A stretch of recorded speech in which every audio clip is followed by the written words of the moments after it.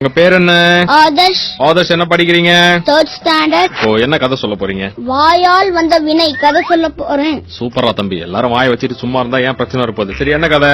ஒரு ஊர்ல ஒரு புது பாலம் கட்டினாங்க. அந்த பாலத்தை திறக்கிறதுக்கு பெரிய பெரிய ஆபீசர் எல்லாம் வந்திருந்தாங்க. குறுக்க ஒரு ரிப்பன் கட்டி அந்த ரிப்பனை கட் பண்ணி எல்லா காரும் போக ஆரம்பிச்சது. அந்த விழாவுல ஒரு பரிசு வச்சிருந்தாங்க. அதாவது அந்த பாலத்துல 100ஆவதா வர காருக்கு 10,000 ரூபாய் பரிசு அப்படின்னு சொல்லி, அப்புறம் டைம் ஆயிட்டே இருந்துச்சு. 100ஆவதா ஒரு கார் வந்துச்சு. எல்லாம் ஓடி போய் நிறுத்தி, கங்க்ராச்சுலேஷன், நீங்க ஜெயிச்சிட்டீங்க, நீங்க 100ஆவது காரு, இந்தாங்க 10,000 ரூபாய் பரிசு, பணத்தை வச்சு என்ன பண்ண போறீங்க அப்படின்னு கேட்டாங்க. அதுக்கு அந்த கார் ஓடிட்டு இருந்த ஆள் சொன்னா, முதல்ல இந்த காசை வச்சு ஒரு டிரைவிங் லைசன்ஸ் வாங்கணும்.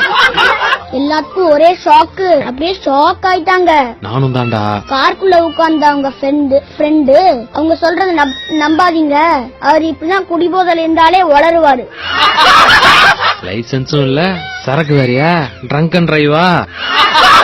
ஆபீசருக்கு கோபம் வந்துருச்சு. ஏண்டா லைசன்ஸும் இல்ல, குடுத்துட்டு வர வண்டி ஓட்டுறியா அப்படின்னு கேட்டாங்க. காருக்குள்ள இருந்த இன்னொரு ஃப்ரெண்டு, அவன் அப்பதான் தூங்கி எழுந்தானா, அவன் சொன்னான், அதுக்கு தாண்டா அப்பவே சொன்னேன், ரோட்ல நிக்கிற காரு திருட வேணான்னு.